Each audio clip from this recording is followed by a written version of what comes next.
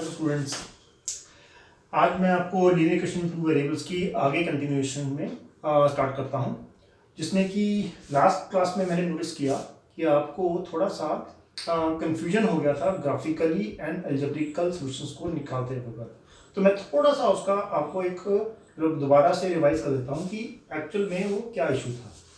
देखिए, मैंने आपको ये बताया था कि a1x plus b1y plus c1 is 0 और दूसरी क्वेश्चन थी a2x plus b2y plus c2 is 0।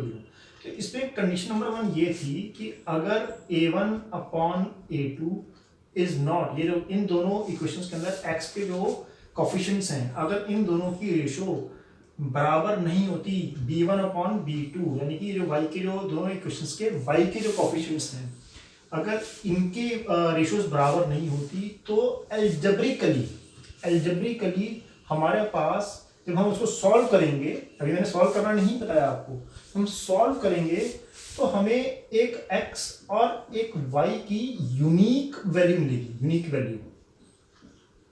और इसी चीज को जब हम ग्राफिकली मैं जब सॉल्व करूंगा इस कंडीशन को, तो उस केस में ये एक रफ है, उस केस में ये जो लाइनें बनी, क्योंकि लीनियर इक्वेशंस हैं, जो मैं आपको प्रीवियस वीडियोस में बता चुका हूँ, ये लीनियर इक्वेशंस हैं, तो ये लाइन की इक्वेशंस हैं, तो ये दोनों लाइनें एक दूसरे को कहीं ना कहीं पर काटेंगी। तो उसमें क्या होगा कि जो अगर हम इसको अलजेब्रिकली करें या ग्राफिकली करें, दोनों ही केसेस में जो मुझे x और y जो मिलेंगे ना, सेम मिलेंगे। ये इसका मतलब है, ये है यूनिक का। दूसरा कंडीशन थी, जैसे कि इसमें होता है a1 upon a2 is equal to b1 upon b2 is equal to c1 upon c2, ये वाला। इस कंडीशन के ऊपर हमें एक्चुअल में अलजेब्रिकली हम इसको सॉल्व नहीं करते हैं। क्यों? कारण ये हो जाता है एक्चुअल में इसके अंदर इनफाइनाइट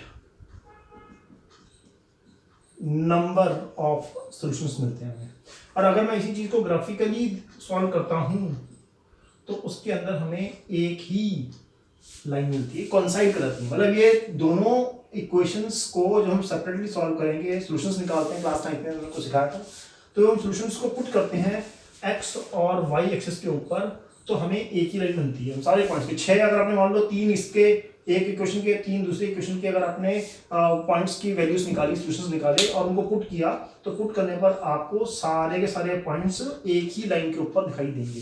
तो ये इसका दूसरा कंडीशन थी। तीसरी कंडीशन ये थी कि a1 upon a2 is equal to b1 upon b2 is equal to c1 upon not equal to c1 upon c2।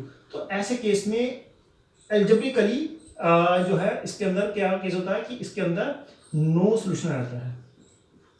No solution का मतलब यह है कि हमें वैल्यू नहीं मिल रही थी x और y की। और अगर हम इसको ग्राफिकली अगर हम इसको प्रूवन करने बैठते हैं तो लाइनें जो होती हैं वो एक्चुअल में पैरेलल, हम सॉल्यूशन उसको बोलते हैं जहां पर ये दोनों लाइनें ग्राफ के ऊपर, अगर ग्राफिकली मैं बोलूं तो वो कहीं ना कहीं पर वो पॉइंट्स, उसके x और y के पॉइंट्स मिल रहे हों, दोनों लाइनें कट कर रही हों कहीं पे, या एक दूसरे को कोइंसाइड कर रही हैं। यहाँ पर तो इतने हैं कि इनफाइनाइट है कि भाई जितना मर्जी इन्फिनिटी बढ़ाते जाओ मिलते जाएंगे आपको। इसमें एक ही पॉइंट पे कट कर रहे हैं तो इसलिए एक x की एक y की ही वैल्यू मिलेगी। इसमें कहीं पे कट ही नहीं कर रहे हैं, पैरेलल है, तो इसमें कोई भी वैल्यू मिलेगी ही नहीं। अब इसी बात को हमने कंसिस्टेंट और इनकंसिस्टेंट के लिए भी बोला था। सिस्टम ऑफ इक्वेशन कंसिस्टेंट तब मानी जाती हैं जब सॉल्यूशंस निकलते हैं, चाहे वो यूनिक सॉल्यूशन निकले या इनफाइनाइट नंबर सॉल्यूशन मिले। तो इन दो कंडीशन पे कंसिस्टेंट रहती हैं दोनों इक्वेशंस, और इस वाले कंडीशन के ऊपर वो इनकंसिस्टेंट रहती हैं।